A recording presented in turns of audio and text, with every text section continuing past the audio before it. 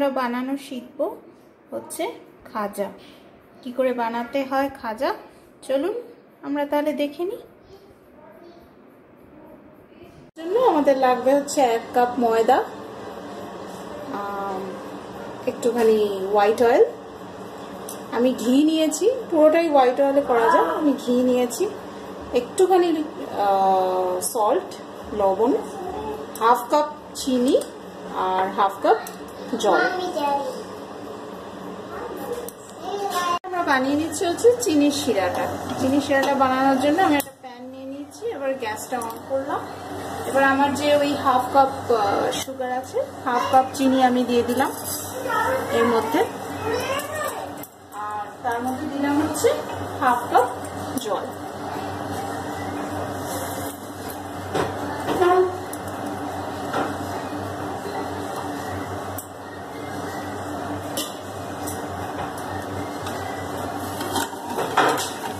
আমি স্টার করতে থাকবো।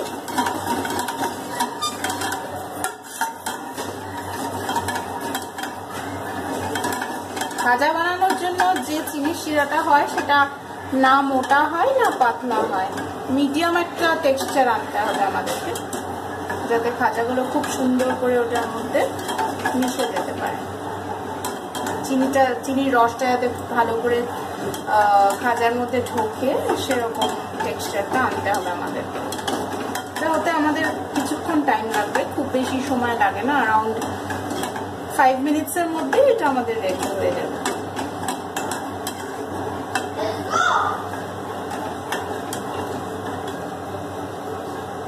তো এটা আমাদের ফুটতে থাকুক, আমরা এইদিকে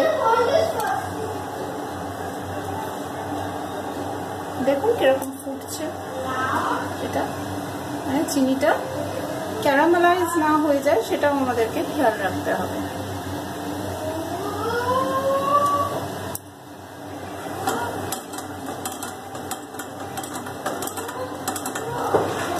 আমি কনস্ট্যান্টলি স্টার করতে থাকছি এটা।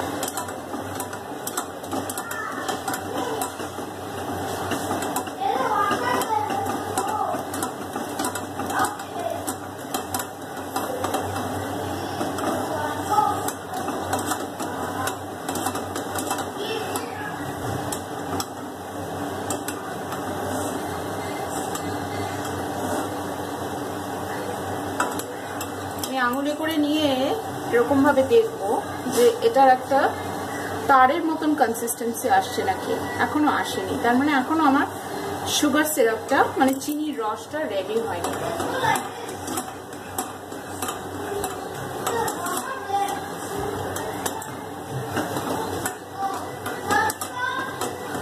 যখন আমাদের চিনির রসটা রেডি হয়ে যাবে তখন আমরা যখন আঙুলে করে সেটাকে এইভাবে স্ট্রেচ করব, দেয়ার উইল বি মানে একটা তারের মতন একটা দেখাবে 2 আঙুলের ভেতরে, তাহলেই আমরা বুঝবো যে আমাদের চিনির রসটা রেডি।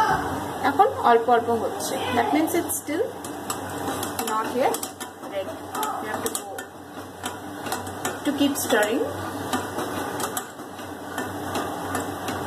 5 মিনিটসের মধ্যে এটা রেডি হয়ে যায় মোটামুটি।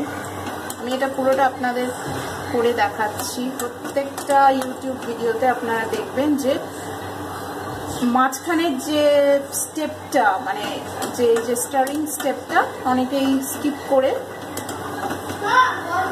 এন্ডে আপনাকে কনসিস্টেন্সিটা দেখায়, বাট আমি এটা আপনাদেরকে একটু দেখাচ্ছি যে কনস্ট্যান্টলি স্টার করতে থাকতে হয় এটা।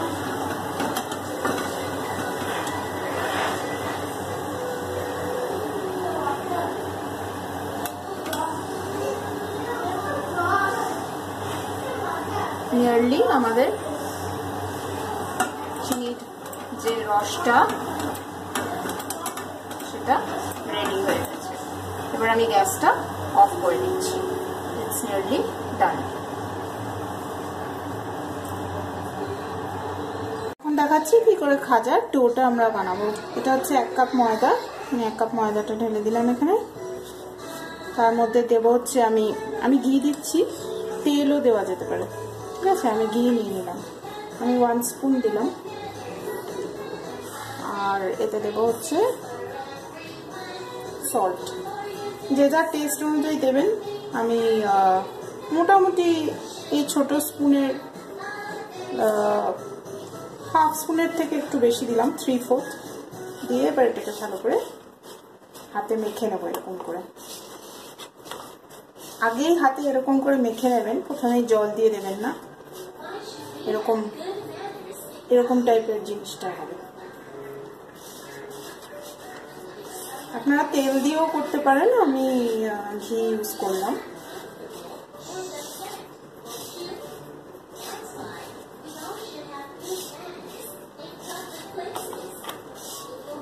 এবারে আমি অল্প অল্প করে জল দেবো এর মধ্যে, অল্প অল্প করে দেবেন, তো ডোটা যেরকম কনসিস্টেন্সি চাইছেন সেরকম হবে না। ইভেন খাজার যে ডোটা হয় সেটারও কনসিস্টেন্সি না মোটা হবে, মানে না শক্ত হবে, না ভীষণ পাতলা হবে, মাঝখানের একটা ইয়ে হবে কনসিস্টেন্সি।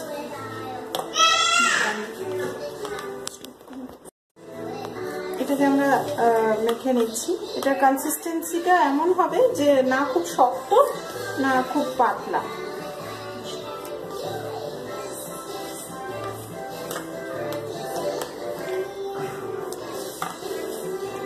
এভাবে ডোটাকে মেখে নিতে হবে। এই যে খাজা বানানোর জন্য যে ময়দার ডোটা, এই ডোয়ের কনসিস্টেন্সিটা হচ্ছে সব থেকে ইম্পর্টেন্ট। এই মাখাটা যদি ঠিকঠাক না হয় তাহলে খাজা এটা ঠিক করে হবে না।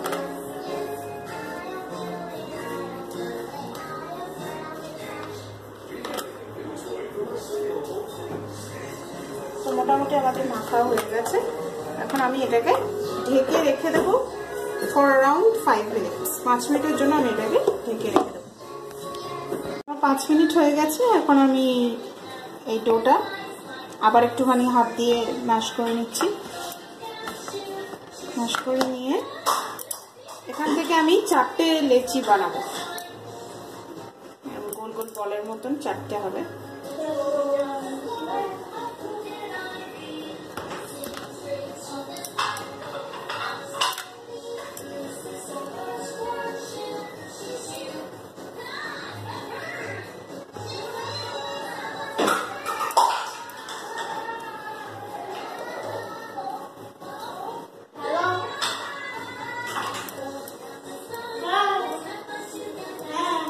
আপনারা যারা আমার ভিডিও দেখবেন তারা প্লিজ একটা লাইক, একটা সাবস্ক্রাইব করবেন, তাহলে আমার ভালো লাগবে। আচ্ছা, এবারে আমরা কি করব, এই যে একটা ডোটাকে আমি বেলে দেখাবো।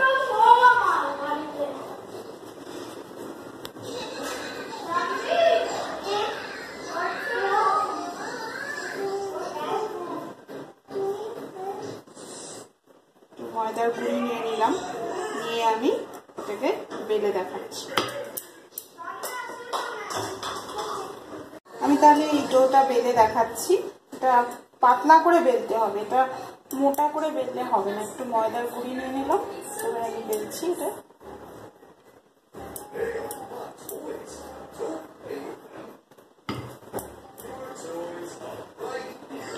যেহেতু প্রচুর ঘি দেওয়া আছে ভেতরে, বেলতে অসুবিধা হবে না। একটু ময়দার গুঁড়ো তবে নিতেই হবে, ময়দার গুঁড়ো না নিলে এটা আটকে আটকে যেতে পারে, স্টিকি হয়ে যেতে পারে।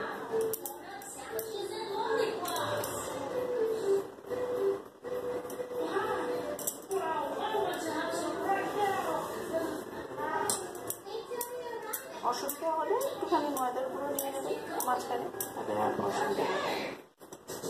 এইভাবে পাতলা করে একটা একটা করে বেলে নিতে হবে। এরকম 4টে আমাকে বেলে নিতে হবে। আমি 4টে আরেকটা বেলে দেখাচ্ছি।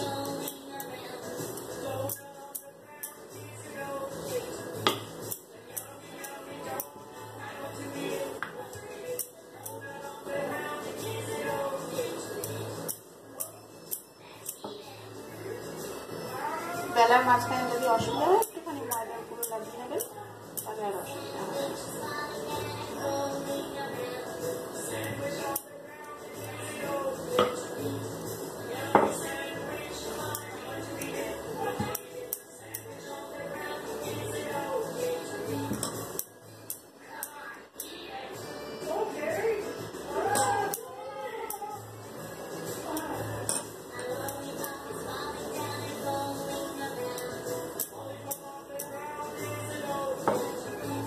আমার আরেকটা বেলা হয়ে গেল। খুব বড় বড় আমি করব না।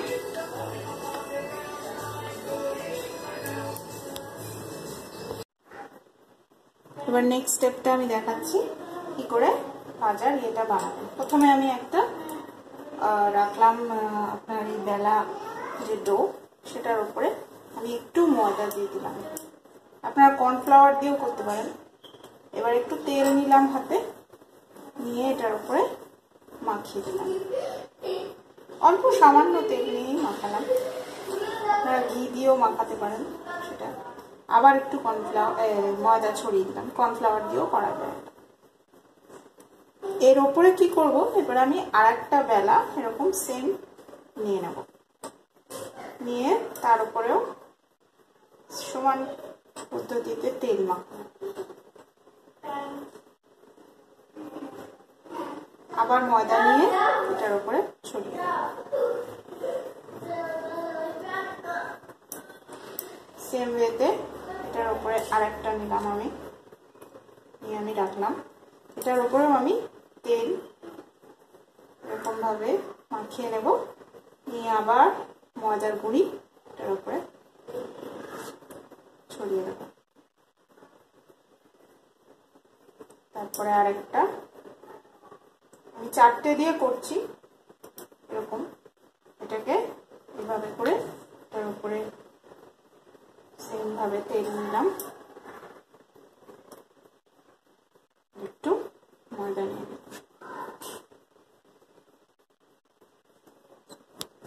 নেক্সট আমি কি করব, নেক্সট আমি এগুলোকে এরকম করে ফোল্ড করব। এই যে আমার এরকম হয়ে আছে, আমি এভাবে ফোল্ড করব। এই স্টেপটা তার উপরে একটুখানি খেয়াল করবেন। এইভাবে ফোল্ড করলাম। আর এই জায়গাটা খুলে যাওয়ার চান্স থাকে অনেক সময়, ভাজার সময় যখন আমি ভাজবো এগুলোকে তখন খুলে যেতে পারে। সেজন্য আমি একটু জল দিয়ে এটাকে তারপরে ফোল্ড করে নিলাম। জল দিলে কি হবে, এটা স্টিক হয়ে যাবে ভালো করে। এই যে এরকম একটা জিনিস হবে। আমি আবার টার্ন করে নিলাম দিকটায়।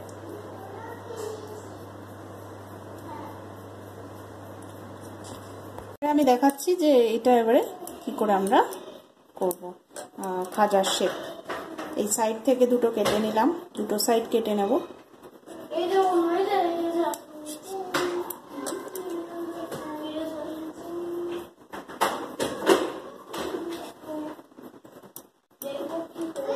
এগুলো আমাদের লাগবে না, আমি এগুলোকে সাইড করে রেখে দিলাম। এবার এইখান থেকে আমি টুকরো বানাবো।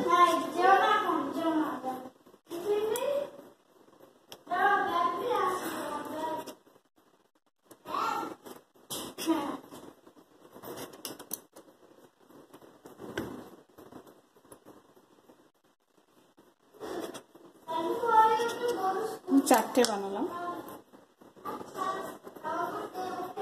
শেপটা ম্যাটার করবে না এখানে, আস্তে আস্তে শেপ এসে যাবে। আমি আরেকটাও করতে পারি এখান থেকে।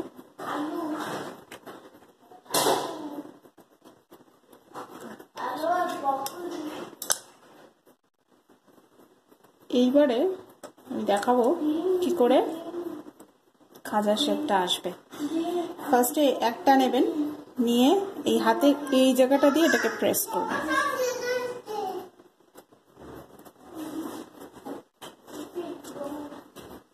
এর উপর একটু ময়দার গুঁড়ো নেবেন, নিয়ে সেটাকে এবারে এখানে বেলতে হবে। এভাবে মোটামুটি একটু এই সাইজটা দিলেই হয়ে যাবে। নেক্সট আমি আরেকটা করে দেখাচ্ছি। এই জায়গাটা দিয়ে এভাবে প্রেস করতে হবে, প্রেস করে তারপরে আরেকটু এরকম ময়দা নিয়ে এটাকে বেলে নিতে হবে। এইভাবে আমি আরেকটা দেখাচ্ছি। এই যে হাতের এই জায়গাটা, এখানটা দিয়ে প্রেস করতে হবে, দিয়ে এর উপরে একটু ময়দার গুঁড়ো নিয়ে এইভাবে বেলে নেবেন।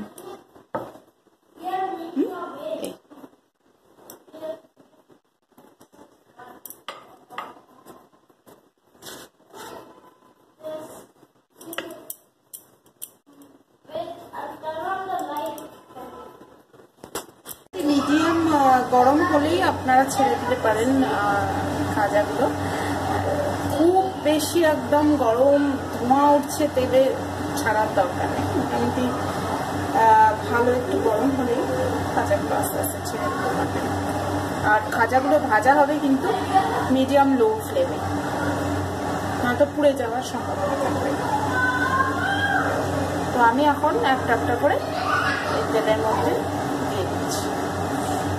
এই যে বুটগুলো ছাড়ছে, তার মানে আপনার তেলটা মোটামুটি রেডি। পুরো রেডি নয়, মানে পুরো ভীষণ গরম হয়ে নেই, ঠিক ছাড়ার মতন রেডি আছে। এই যে বুটগুলো ছাড়ছে, তার মানেই হচ্ছে ইটস নিয়ারলি রেডি। আমি এখানে 3টে ছাড়ছি।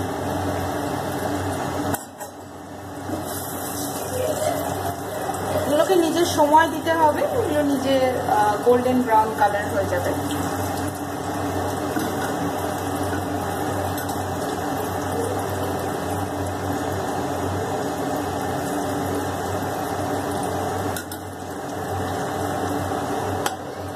বেশি নাড়াচাড়া করার কোনো প্রয়োজন নেই, একটুখানি নাড়াচাড়া করে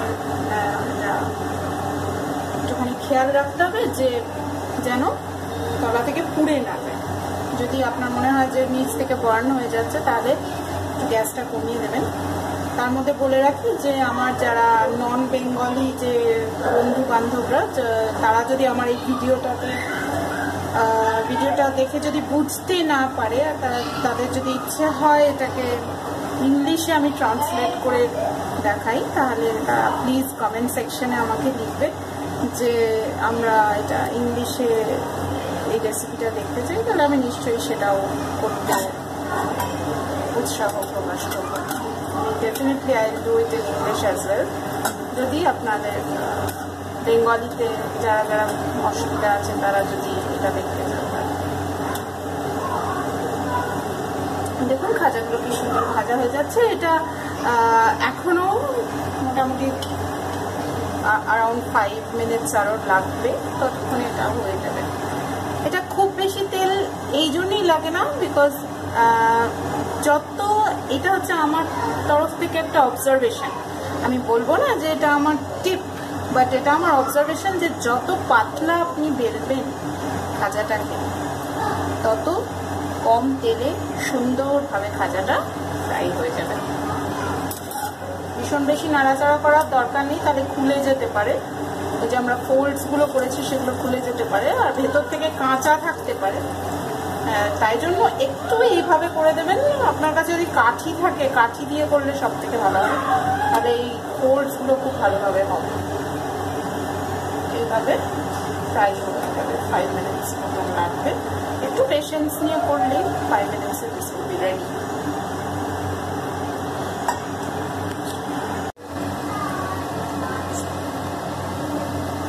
দেখুন এটা কিরকম গোল্ডেন ব্রাউন কালার হয়ে যাচ্ছে আস্তে আস্তে। আমরা কিন্তু খুব অল্প তেলেই এটাকে ফ্রাই করছি। ডুবো তেলে যদি আমি এটা করতাম তাহলে আমার সময়টা আরো কম লাগতো। আমি দেখাচ্ছি অল্প তেলে কি করে এটা ফ্রাই করা।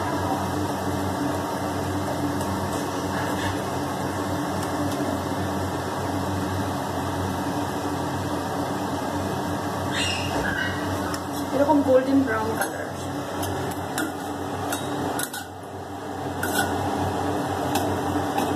দেখবেন নিচটা যেন বার্ন না হয়ে যায়, সেটা আপনাকে খেয়াল রাখতে হবে। পিঠটা হয়ে গেছে, আমি এদিকটা একটু করে নিয়ে আস্তে আস্তে তুলে নিয়ে আমি ডাইরেক্টলি এগুলোকে চিনি শিরায় দিয়ে দেবো। এটা এখনো গরম আছে, আমি ডাইরেক্টলি তেল থেকে নিয়ে এটাকে চিনি শিরায় দিয়ে দিচ্ছি। কিন্তু বেশি সময় লাগে না, চিনি শিরায় খুব তাড়াতাড়ি এটা অ্যাবজর্ব করে নেয় মিষ্টিটা। আমি আরও দুটো এখানে ছেড়ে দিচ্ছি।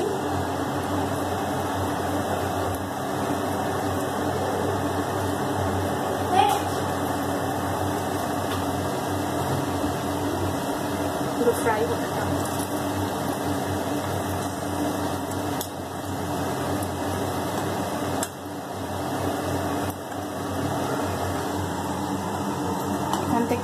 এইভাবে এপিটোপি উল্টে নিয়ে আমি এটাকে তুলে নেব। 1 মিনিট মতন রাখলেই এটা রসটা শুষে নেবে।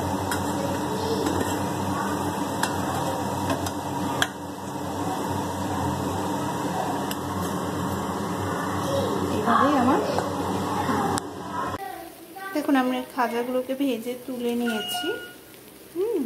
এবারে আমি কি করব, আমার চিনির রস রেডি আছে। আমার চিনির রসটা কিন্তু উষ্ণ আছে, মানে না খুব গরম না একদম ঠান্ডা। তো আমি তাতে একটা করে দিয়ে দিচ্ছি। এগুলো কিন্তু আমার ভীষণ গরম, আমি সবেই এগুলো কড়া থেকে নামিয়েছি। তো নামিয়ে আমি একটা জায়গাতে তুলে আমি সঙ্গে সঙ্গে এগুলোকে চিনির রসে ফেলে দিচ্ছি। আপনারা দেখতে পাচ্ছেন চিনির রসে এগুলোকে বেশিক্ষণ রাখার কোনো দরকার নেই, এগুলো খুব তাড়াতাড়ি চিনির রসটা অ্যাবজর্ব করে নেয়। তো মোটামুটি 1 মিনিট রাখলেই এনাফ। 1 মিনিট একটু উল্টে পাল্টে দিলেই এটা রেডি।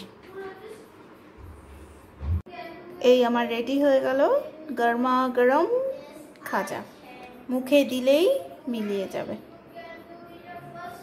একবার বানাবেন আর আমাকে জানাবেন কেমন হলো। Thank you.